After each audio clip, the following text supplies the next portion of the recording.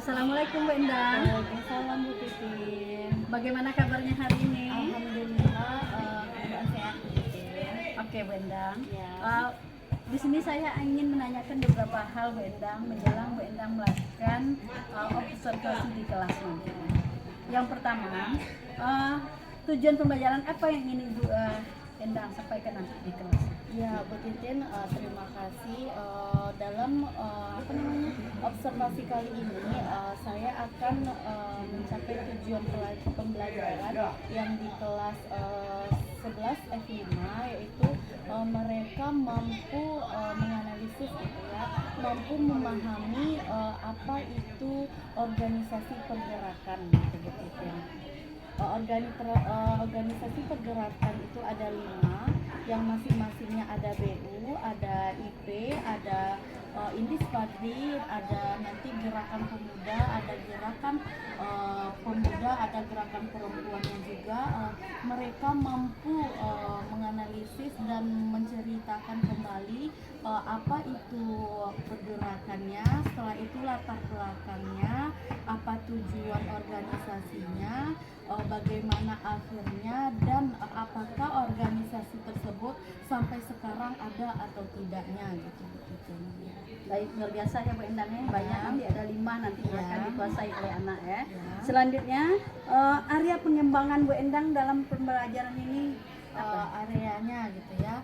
Areanya ya seperti yang disampaikan tadi, siswa itu masing-masing siswa atau individu ya Bu Titin, mereka nanti mampu gitu ya, mampu menguasai organisasi-organisasi pergerakan nasional, sehingga nanti tumbuhnya rasa cinta tanah air untuk melakukan pergerakan pada masa kemerdekaan Indonesia gitu ya. Intinya selain itu mereka bisa memahami apa hal-hal yang perlu mereka ambil dari organisasi pergerakan nasional itu, sehingga pada saat ini mereka mampu untuk setidaknya untuk para murid kita atau peserta didik kita, selain dari belajar hal apa saja yang perlu mereka tanamkan dalam diri mereka, sehingga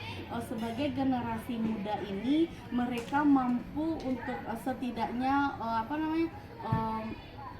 ke orang tuanya bagaimana, ke diri sendiri bagaimana, dan pada sekolah dan nusa dan bangsanya ini mereka mampu untuk hal-hal apa yang positif untuk yang dilakukan oleh mereka gitu.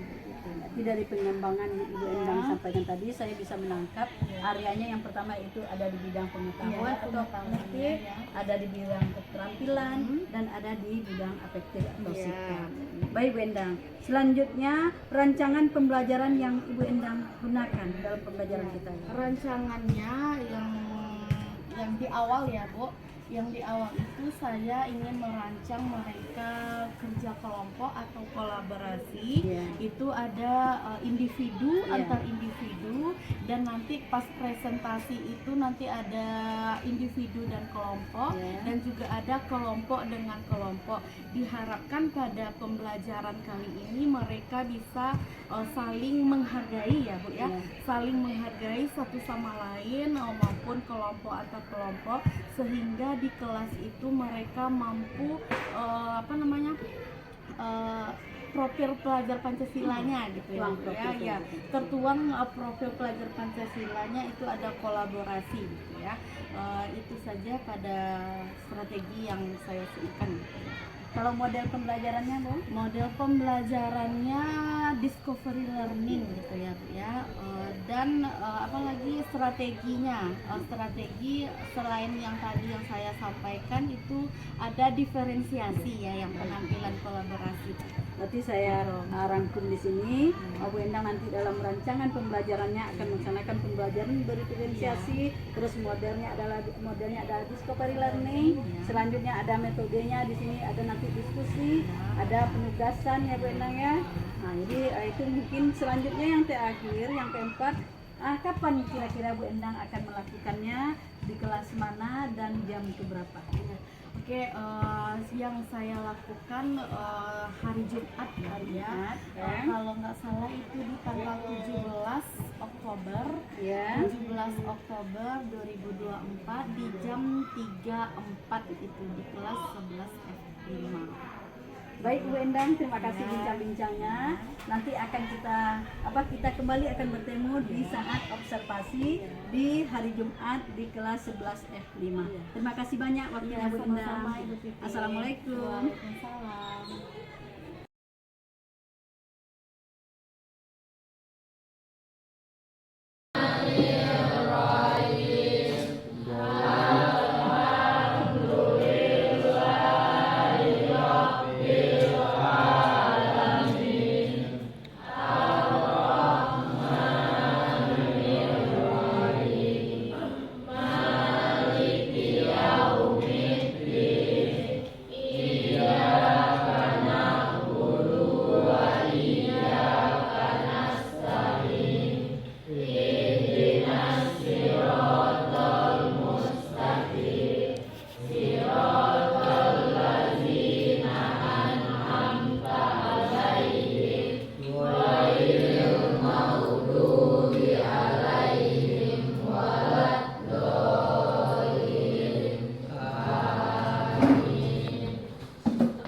Siapa yang tidak hadir?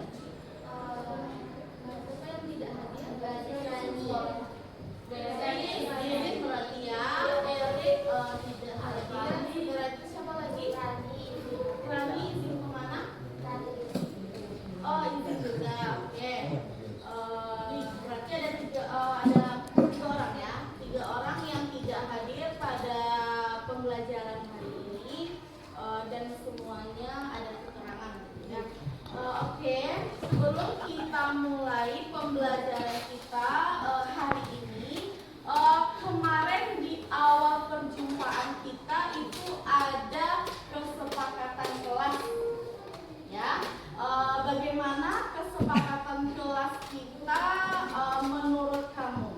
Apakah sudah terlaksana dengan baik atau masih ada yang perlu kita perbaiki atau yang perlu kita refleksi? Masih ingat kesepakatan kelasnya? Apa? Coba siapa yang ingat? Saling menghargai. Saling menghargai. Lagi.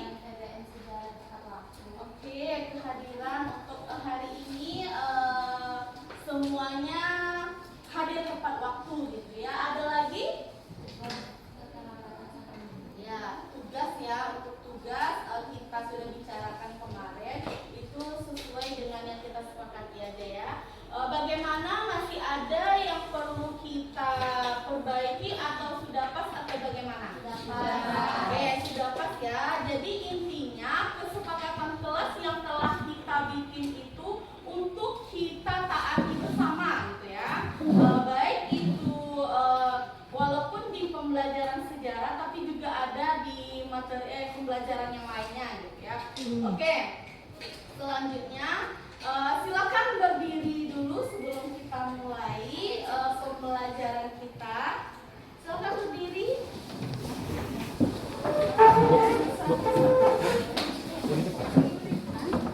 Kalau ibu tanya, apa kabar sejarah? Baik. Jawabannya semangat, semangat, semangat. Hore, gitu ya. Oke. Apa kabar sejarah? Semangat, semangat, semangat. Hore. Oke, satu kali lagi. Apa kabar sejarah? Semangat, semangat, semangat. Hore. Oke, terima kasih atas yang kamu lakukan. Semoga pembelajaran kita hari ini berjalan dengan baik dan semoga kamu juga semangat untuk pembelajaran hari ini. Silakan duduk kembali.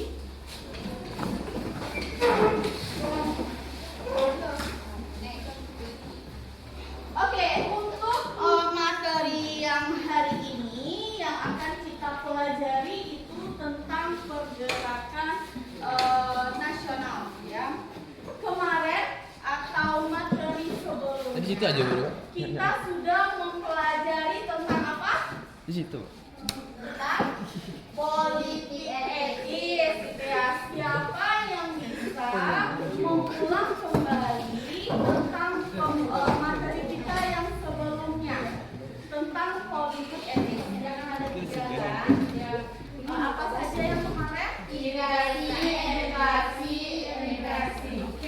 ada 3 poin yang kita pelajari sebelum di hari ini. Ada politik etis yang dipelopori oleh si Van den Vetter gitu ya. Ada 3 poin yang dia berikan kebijakan kepada pemerintahan pada masa itu gitu ya. Yang pertama adalah imigrasi dan edukasi gitu ya. Yang paling bermakna pada pembelajaran kita kali ini adalah tentang edukasi gitu ya. Bagaimana pendidikan ini sangat mempengaruhi bagaimana organisasi-organisasi yang akan kita pelajari di hari ini seperti itu ya. Oke, modal pembelajaran yang kita lakukan pada hari ini adalah discovery learning. Tuh.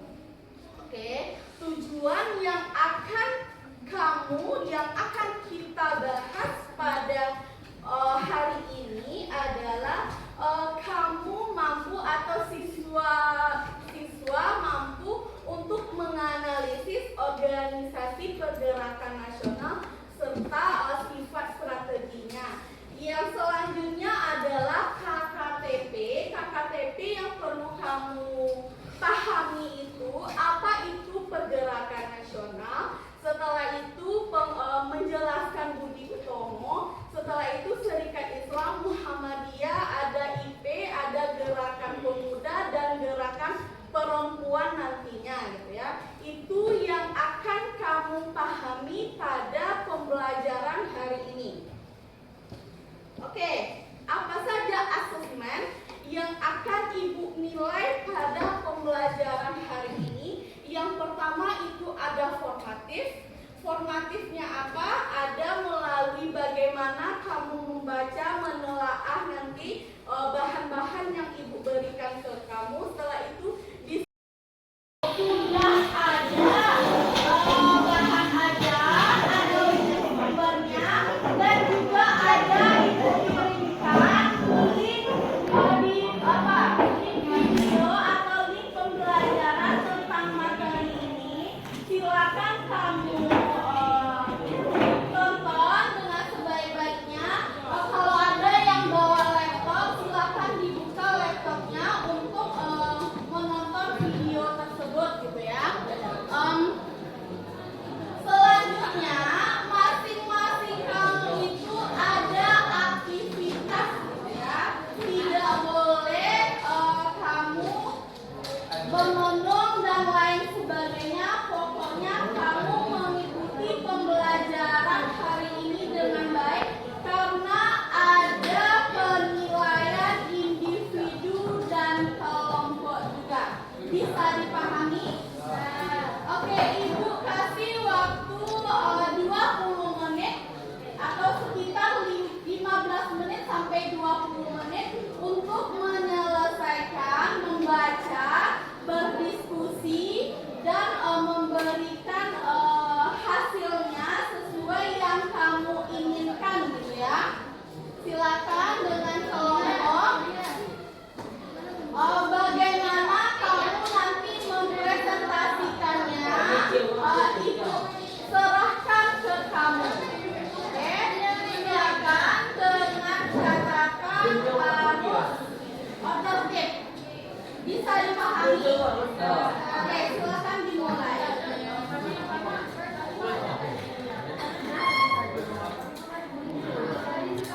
Pemimpin utama Budi Utomo adalah Dr. Wahidin Sudirohusodo yang dikenal sebagai tokoh pelopor. Organisasi ini berfokus pada pengembangan kebudayaan dan pendidikan serta meningkatkan kesadaran nasional di kalangan rakyat Indonesia.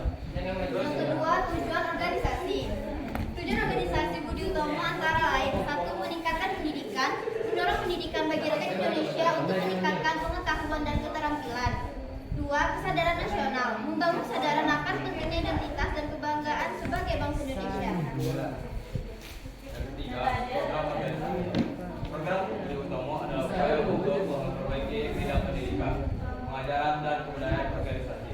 Ini juga bertujuan untuk meningkatkan kualitas hidup dan mata keseharian bangsa Indonesia. Berikut beberapa program program Budi Utomo. 1. Meningkatkan kesadaran masyarakat Jawa, Sunda, dan Madura akan kedudukan mereka dalam masyarakat. Yang kedua, melanjutkan pengajaran pembelajaran cita-cita dari Wahidin, Dr. Wahidin. Ketiga, memajukan pertanian, peternakan, dan perdagangan. Keempat, mengajarkan isu politik bahwa mempertahankan diri sendiri lebih penting dari serangan bangsa lain. Yang kelima, mendukung gagasan wajib militer bagi bangsa pribumi. Yang keenam, mengirim komite India WHRC Melaka untuk pertemuan pertahanan India.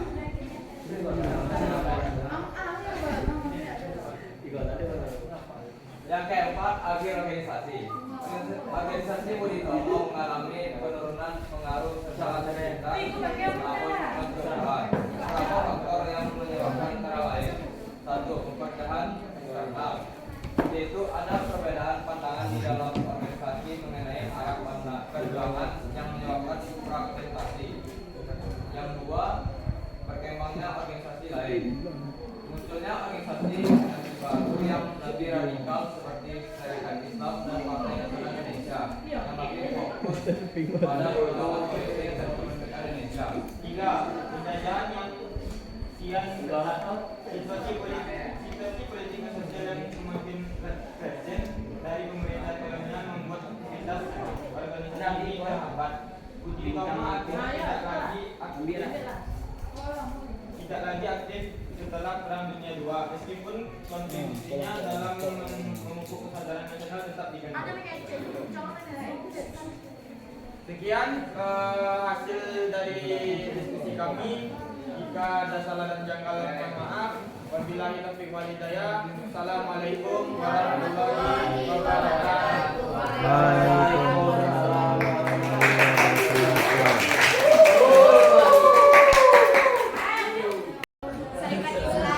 Serikat Islam adalah organisasi Islam yang didirikan pada tahun 1905 di Jakarta.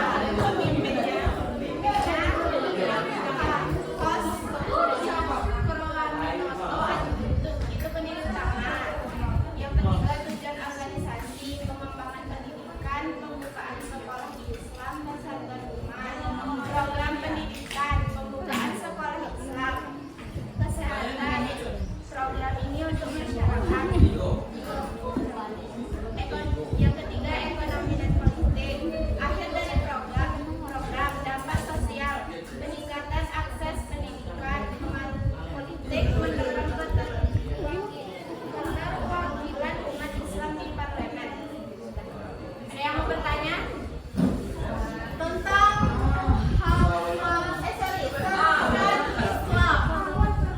tentang Serikat Islam? Ada yang ingin ditanyakan? Atau tidak ada? Ada yang bertanya? Tanya lah cepat. Oke, kita apakan dulu nanti pertanyaannya. Oke, sudah selesai 5 kelompok ya pada presentasi hari ini. Sebelum kita akhiri pembelajaran kita hari ini, ada LKPD di meja kamu masing-masing dan kerjakan juga masing-masing. Hari ini ibu tunggu. Setelahnya bagaimana refleksi kita pada pembelajaran ini. Nanti juga silakan kamu ada sticky note di meja masing-masing. Boleh juga kamu tulis bagaimana refleksi kita pada pembelajaran hari ini. Oke ya. Setelah kita mempelajari pergerakan nasional, apa itu pergerakan nasional? Organisasi ya, suatu organisasi yang di dalamnya ada semangat untuk melakukan perubahan ke arah yang lebih baik, yaitu melalui organisasi sehingga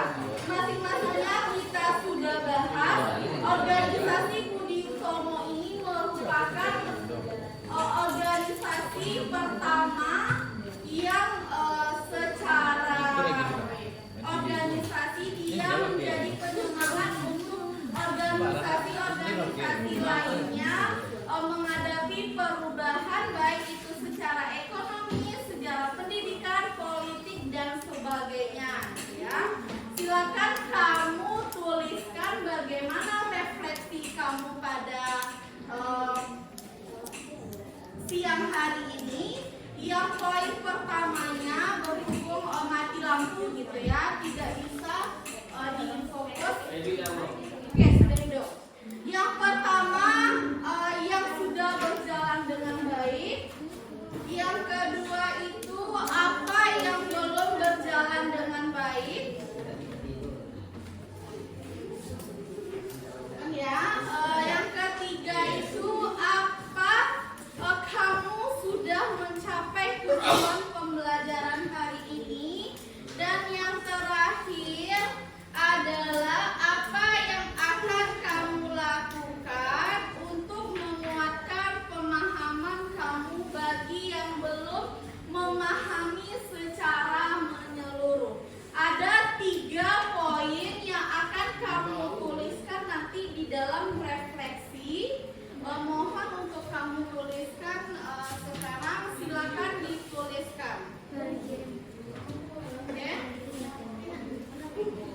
Oke, untuk materi selanjutnya kita akan membahas tentang pendudukan Jepang. Oke ya.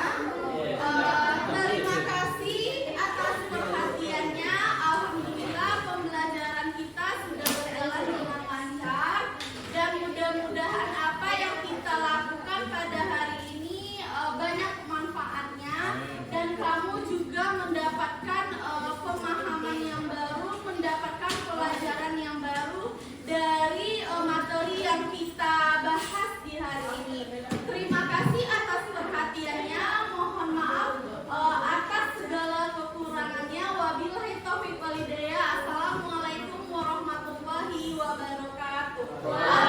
Untuk kita semua.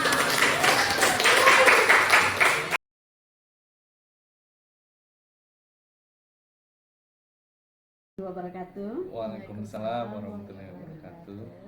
Saya Titin Yani, guru SMA Negeri 2 Sawalunto, CGP Angkatan 11. Kali ini saya bersama dengan pengajar praktik saya Bapak Nepi Mulyadi dan Ibu Endang Kumalasari. Baiklah Bapak dan Ibu, kita awali kegiatan pasca observasi kita pada pertemuan kali ini. Berapa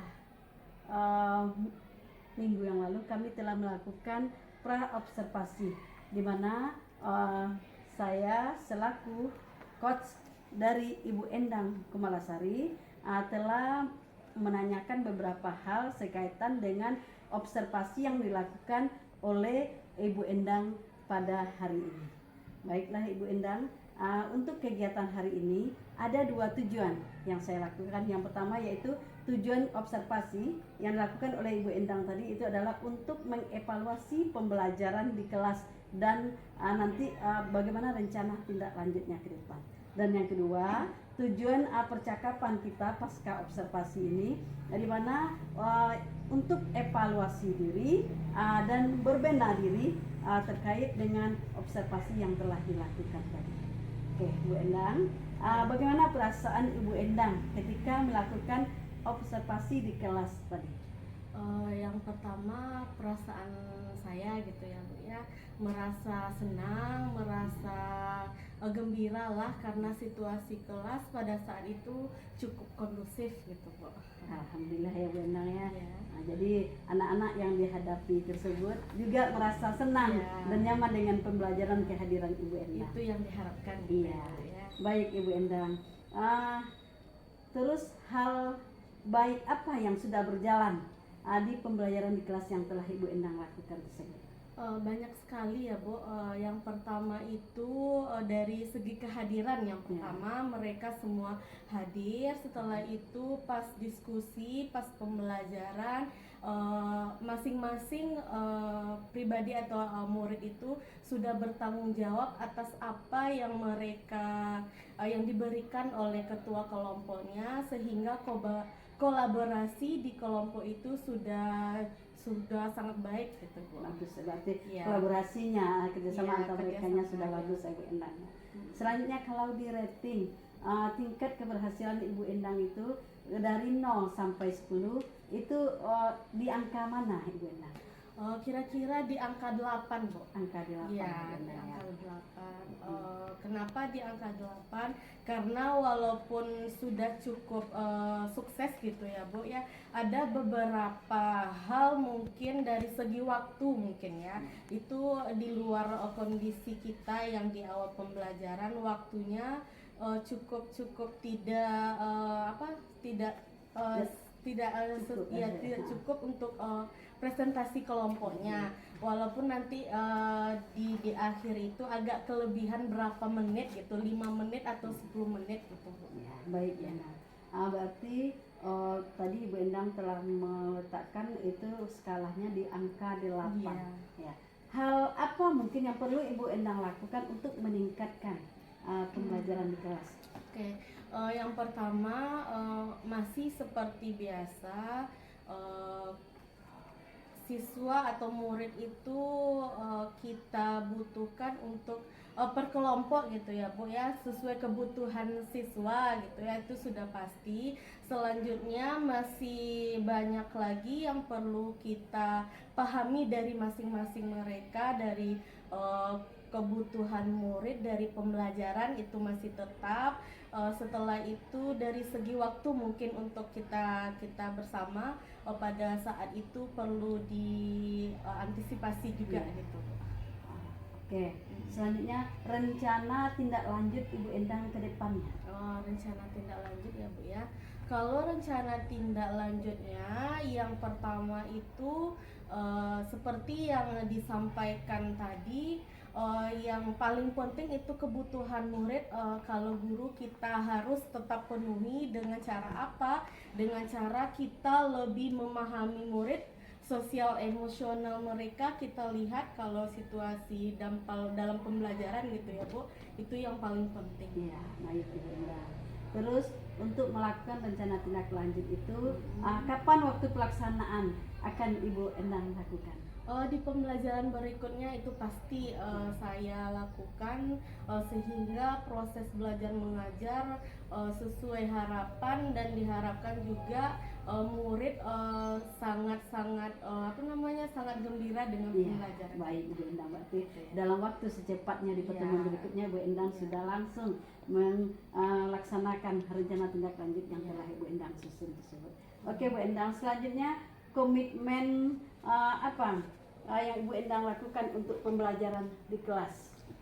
Komitmen ya, komitmen itu yang pastinya yang pertama itu kesepakatan kelas masih. Setelah itu dari segi materi itu juga pasti akan disesuaikan atau lebih banyak lagi referensi bukunya dari manapun, dari internet, dari buku-buku dan lain sebagainya. Setelah itu kebutuhan murid tentu juga perlu kita perhatikan dari segi fisiknya, dari segi emosionalnya. Setiap pertemuan itu masih tetap kita lihat gitu ya.